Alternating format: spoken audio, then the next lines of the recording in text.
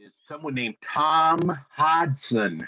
Probably most of you don't know who that is, so I'm just going to let him tell you about himself. But he is a Rotarian at Champaign West and has been very active in the Shelterbox. So, Thom, take it over. Right.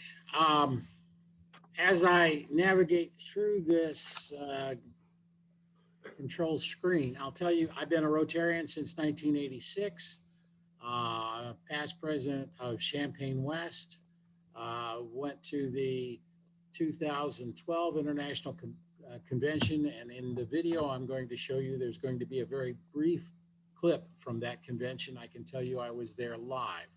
Now, I'm going to do share. Oh, here it is down here. I know I have to click sound, and there we go. I've got two share. I just clicked what I needed to click. Now, then I have to go.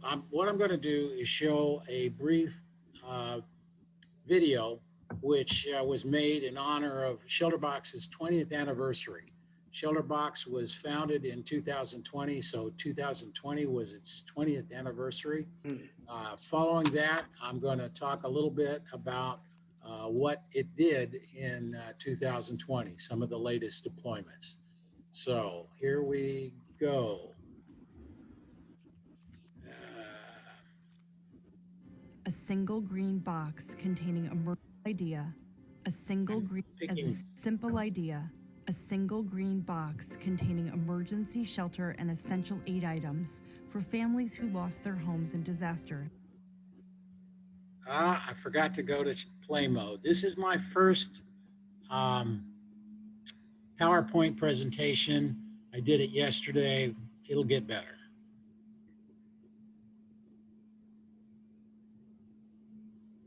I'm picking my starting point. There we go. It started as a simple idea. A single green box containing emergency shelter and essential aid items for families who lost their homes in disasters has grown into a global movement that is transforming lives around the world. And while Shelterbox has continued to evolve since our first response, the true north of providing shelter to families displaced by disaster and crisis situations has remained the constant. Shelterbox was founded in 2000 by the Rotary Club of Helston Lazard. Little did they know that their humanitarian efforts with Shelterbox would grow to become the official project partner of Rotary International in disaster relief, and that over the next 2 decades, local Rotarians would mobilize during times of disaster and enable hundreds of responses around the globe. Rotary is in the DNA of everything we do at Shelterbox. The very first distribution of 143 shelter boxes was sent to the survivors of the Gujarat earthquake. Families in India and Pakistan who lost their homes in the earthquake were the first to be supported by the newly formed Shelterbox. Over the next 3 years, the project matured, and by the end of 2004, nearly 2,600 boxes had been deployed following 16 major disasters. But it was the Indian Ocean tsunami in 2004 that catapulted Shelterbox into a humanitarian leader in the provision of emergency shelter. It was after this response that Shelterbox USA was founded, this time by local Rotarians in Lakewood Ranch, Florida, who passionately joined the movement and established what is now Shelterbox USA. The energy and action of Shelterbox USA spread like wildfire, with hundreds of volunteers joining the movement. The power of civilian volunteers from all walks of life and with a diversity of skill sets resulted in the formation of the Shelterbox Ambassador and Response Team programs. Together, these teams fueled the ability of Shelterbox to scale its operations and reach the most vulnerable people in our world. The devastating earthquake which struck Haiti in 2010 killed hundreds of thousands, displaced 1.5 million people in an instant, and changed the course of history for Shelterbox. Mobilizing minutes after the disaster hit, Shelterbox responded and was among the first humanitarian organizations on the ground in Port-au-Prince. Over the next 18 months, Shelterbox was among the largest providers of emergency shelter to the country. More than 28,000 shelter boxes were deployed, providing emergency shelter and basic household supplies. The global support that we received transformed Shelterbox by increasing our ability to reach families in need. 1 year later, in March 2011, a magnitude 9 earthquake shook northeastern Japan, unleashing a devastating tsunami. 1 million buildings were damaged or destroyed. The effects were felt around the world. And again, Shelterbox responded. During this time, what began as a peaceful protest in Syria would soon become one of the worst conflict situations of our generation, as millions of Syrians were forced to flee from their homes because of the violence. Shelterbox again mobilized to help families across the region. Since 2012, Shelterbox has been responding continuously, and as of today, has provided emergency shelter and supplies to more than 250,000 refugees and internally displaced Syrians. The response to the Syrian crisis is the longest response in the history of Shelterbox. From tents to tarpaulins, heaters, solar lights to children's clothing and blankets, Shelterbox has remained committed to helping families struggling to simply survive each day. While this work doesn't often make the headlines, it is truly life-saving to these families. Our work to cut through the chaos and bring stability in these situations is the reason Shelterbox was nominated in 2018 and 2019 for the Nobel Peace Prize. Over the last decade, Shelterbox has scaled to shelter more families made homeless by disaster, responding in areas including the Philippines, Nepal, Fiji, across the Lake Chad Basin of Africa, the Caribbean, and right here in the United States following Hurricane Harvey.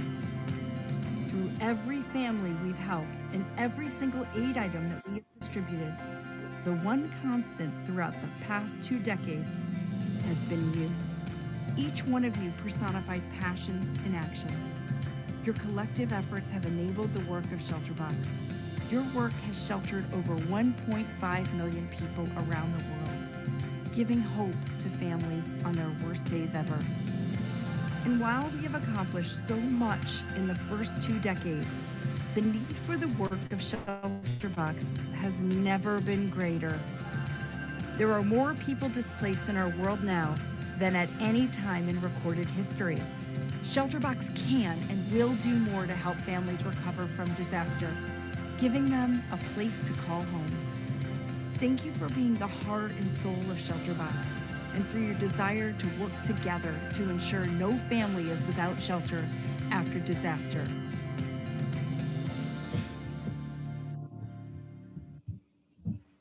Okay, here's a map demonstrating all the places that Shelterbox had deployments in 2020. It's interesting, the stretch from Honduras in the northern hemisphere all the way around to Vanuatu. I'll talk a little bit more about Vanuatu later, if that's an unfamiliar name to you. There are 13 countries represented on this map and at least 15 deployments because at least one country had multiple deployments. 200,000 people supported with emergency shelter and other essential household items. And it goes beyond just shelters for a family. It's a beginning of the rebuilding process with the tools provided, the hygiene supplies, which we'll talk about more later, and the rebuilding and reconnecting of communities and the relinking of families to employment and opportunities. And here's the list of the 13 countries. It's kind of interesting to me. I have a couple of Rotary connections with one. At the International Convention in 2012, I met a young man from Burkina Faso, very, very able. He was actually a presenter at using the internet and technology in Rotary activities, and now his country is in trouble. The Philippines, mentioned there of the island of Cebu. When you think of the Philippines, and you think of maybe one island you might be able to name, Luzon, but Cebu is another large island with a major city, and we had a Rotary Exchange team member who stayed with us, who was from the island of Cebu, a banker. So we'll proceed.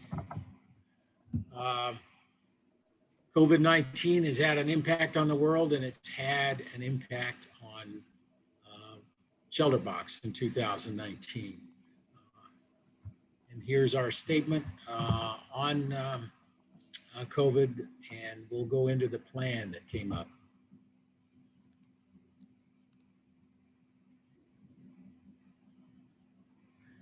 Some of our materials allowed for greater social distancing. The cooking sets that are provided allow people to have a family dinner as opposed to going to a communal setting in the case of disaster.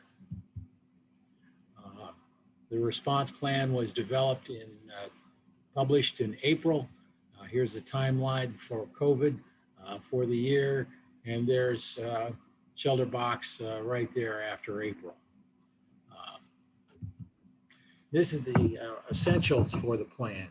Recognition that the tents and shelter kits can help people socially distance, and that's a role we can play.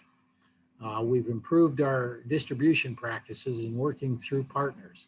Always there's a local partner, most often an NGO, that helps with the distribution. But Shelterbox, as you may know, has sent out SRTs, Shelterbox response teams, a group of 4 young people or sturdy people who go out and assist and organize the distribution. Temporarily, at least, the SRTs are staying home, and the cooperation with the local partners is being handled by Internet. And that includes training of the local partners and training of people to help show how to use our aid, which has always gone on, but now that's being handled through technology. The personal items, as I mentioned, allow limited sharing between families and help mitigate the spread. The personal cooking equipment, sleeping mats, the water filter tools all help reduce physical interaction and potential contraction of the virus. And finally, Shelterbox has added a hygiene component to what it distributes. Wash basins there, as shown in the picture, and soap. And they also, part of the instruction that goes on are posters demonstrating hand washing techniques and other hygiene practices that are important in avoiding COVID-19.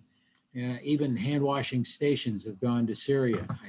Things you may have seen at county fairs, little square stands with liquid soap and a hand pump for water to allow for more hand washing opportunities. Here's some, all right.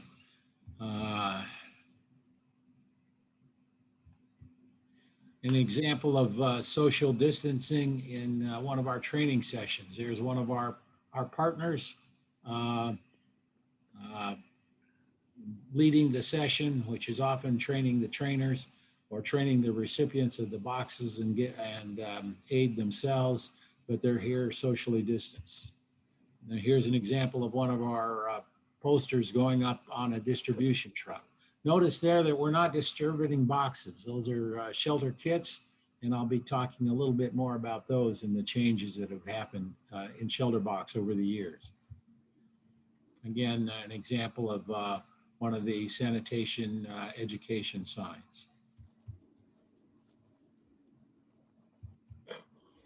Here's Shelterbox headquarters. Probably this is in Cornwall, England. doing a live training session on the use of the materials that have been distributed.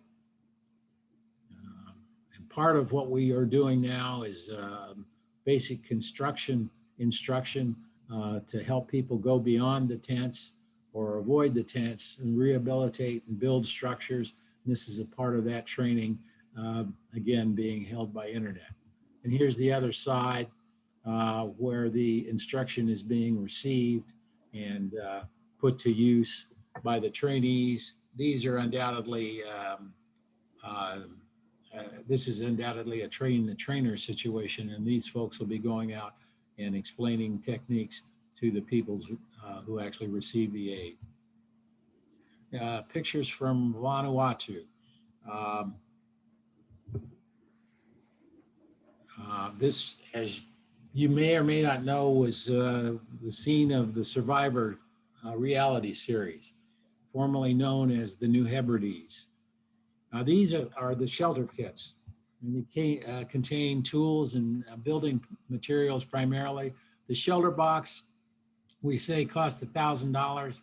The shelter kits can cost more in the area of $150, and they are tailored as the shelter boxes are to the needs in a specific disaster. It's not a standard set. They're designed for the particular situation involved. Unloading at Vanuatu. We talk about going to the most remote areas, the ones that are most likely to be overlooked, and going to the most difficult places by any means necessary. And this is part of the any means necessary. Small power boat. Vanuatu is an archipelago of many islands, many small islands. And this is how we had to get there. Loading the boat. I guess that was probably tossing off the boat, unloading the boat. And here the aid is going out. Our new illuminate lights and a happy recipient.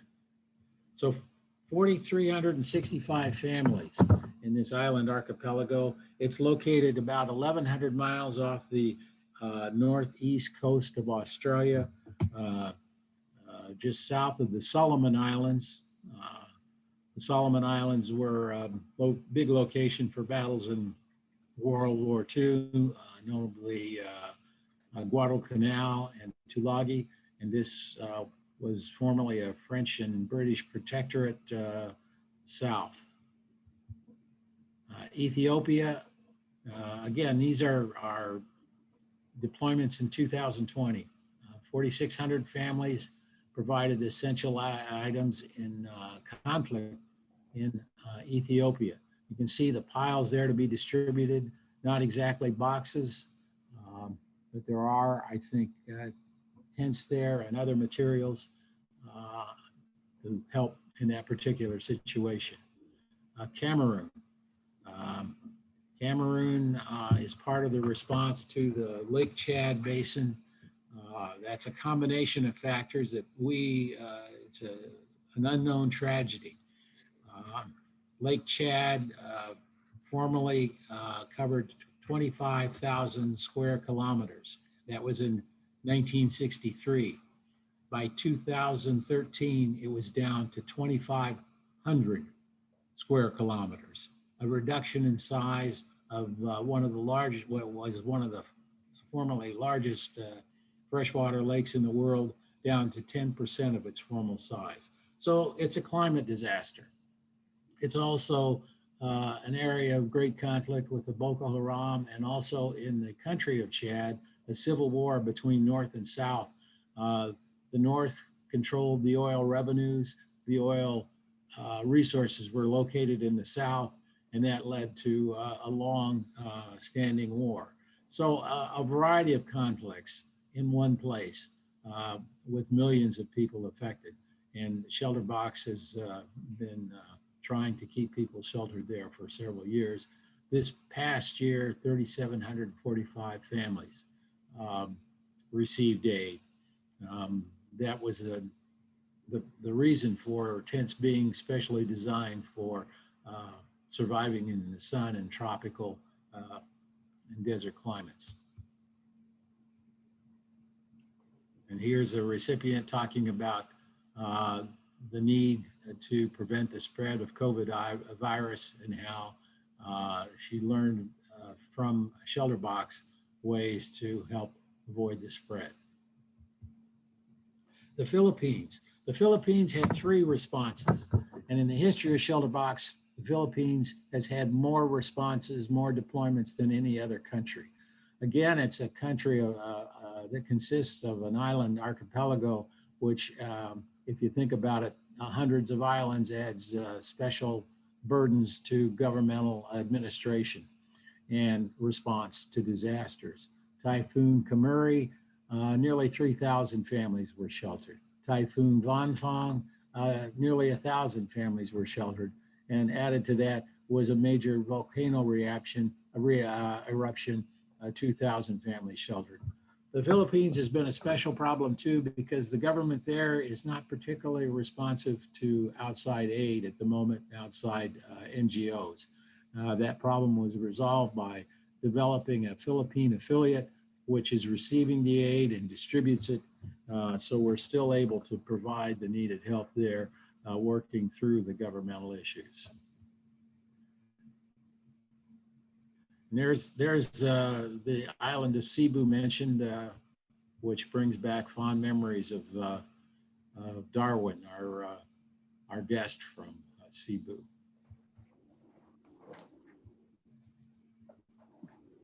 And we do think of beyond providing shelter, we're providing homes, and all the many sources of support, comfort, and significance that home has. In India, it was Cyclone Amphan, and 1,400 families supported. Again, working with a local partner, in this case, in many cases, Habitat for Humanity, to distribute essential aid and hygiene items to the families affected. Tanzania. I always want to mispronounce that word, and one of our former ambassadorial scholars educated me. That's Tanzania, not Tanzania. I can't see that word without almost stumbling over it. And 677 families lost their homes due to flooding, and we cooperated with the Tanzanian Red Cross. Burkina Faso, conflict. Shelterbox partnered with the German charity Help to implement emergency response. In total, 1,200 families were supported. Somaliland. I have a good friend in town from Somalia. Somaliland is sort of a part of the same country, but separate in a way. Somaliland and Somalia had different European colonial powers in charge of them, but they essentially are one nation, and for many purposes still are. But they have some conflict issues there, and we provided basic household items to 1,800 families with the cooperation of Action Aid.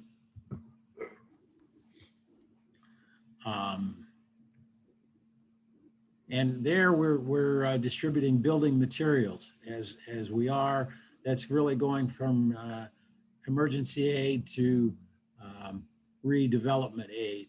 And that's one of the things that our shelter kits are used. We've also found that people are reluctant to leave traditional family land to go to a Shelterbox tent community. And the shelter kits allow people to redevelop their own property where land recording systems aren't really the same as they are in our country. Possession becomes very important. The Syria conflict, and we've been there since 2012. In the past year, 60,000 families received essential shelter and household items. And there, it's just repeated displacement. There have been surveys that people who are currently in internal migrant status or refugee status haven't just moved once, they've moved 10 times in the last 8 years to avoid the shifting sands of that conflict. By the end of 2020, the Shelterbox partners and Relief Aid and the Bahar organization will meet the needs of 5,900 displaced families. So it's 60,000, I guess, in the history of the conflict, and 6,000 in the last year. And here's a young woman demonstrating her use of Shelterbox deployed wash basin and soap, and trying to avoid the spread of the virus, which there in the refugee camps are just a hotbed for the spread of the virus. And it'll be years before they see meaningful distribution of the vaccines. Here's a depiction of the sorts of aid we distribute. There's an example of a shelter kit. Typically, there's roofing materials in the shelter kit as well, tarp, which isn't displayed, our traditional box. The new light, which has changed over the years. Now it's easier to carry as a lantern, which provides people more security for those nighttime trips to the latrine.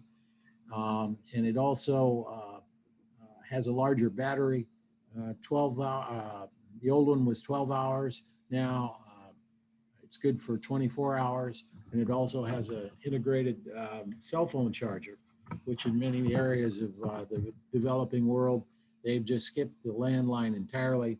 And cell phones are ubiquitous, important training device, and is used for financial transactions. And so that's one way to get things back to normal, is to get the cell phone back to normal. You see water containers there.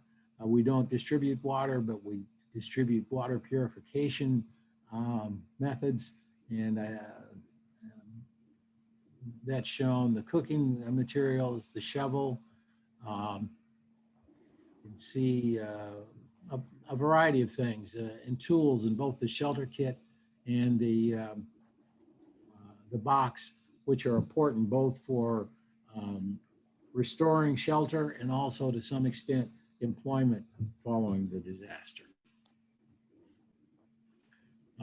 Something that's available through Shelterbox is the Shelterbox Rotary Partnership Report, which was done, I think, in celebration of the 20-year relationship. So that's pretty much the presentation I have. Do you have any questions that I can answer for you?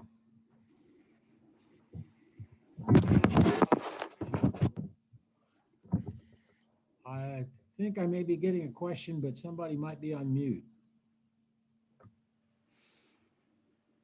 Hey, Tom, this is Michelle. I wondered if that video you shared at the beginning, is that something you can send us a link to or share with us? Sure.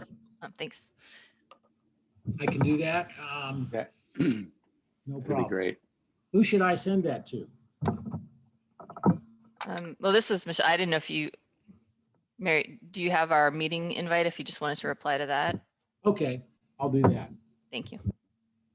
Hey, Tom, so what happens as the Shelterbox can have a continuous supply chain?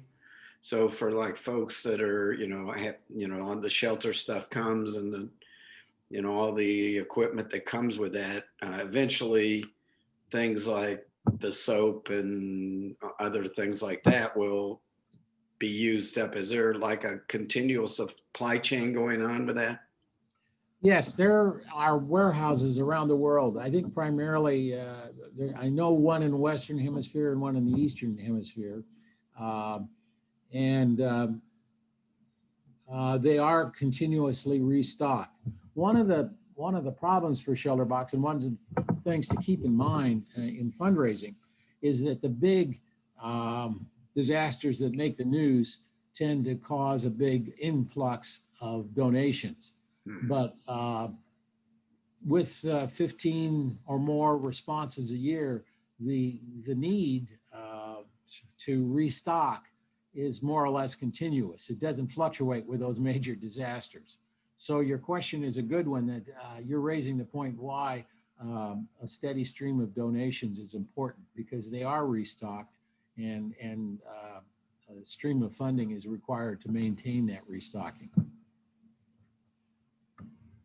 The headquarters still remains, though. I think the primary collection or assembly point is in Helston, UK, in Cornwall. But they go out to warehouses from there. Can you talk a little bit about why you stopped doing the big boxes? Well, a number of reasons. I think we still do them, and in situations where that kind of aid is useful, we'll do that.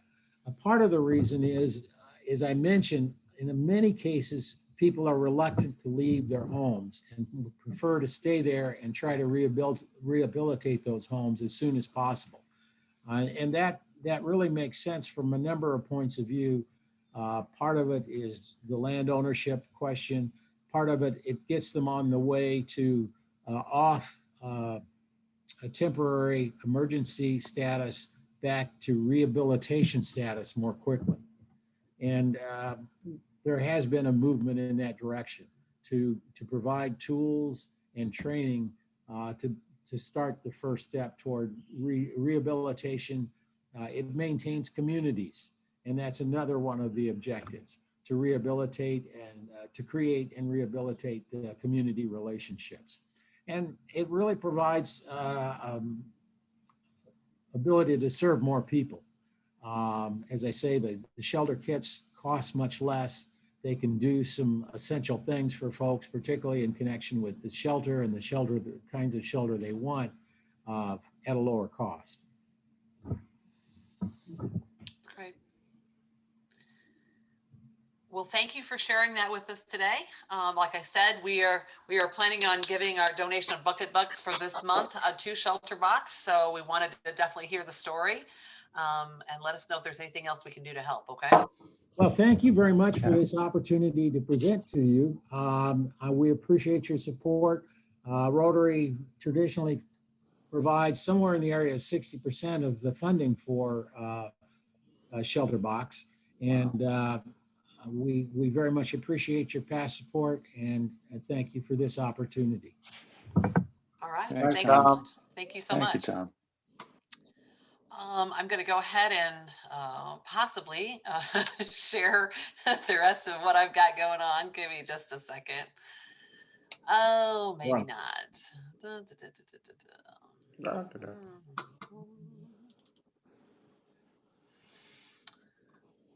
I put aside my PowerPoint, and I think I put it a little too far aside, if that makes any sense.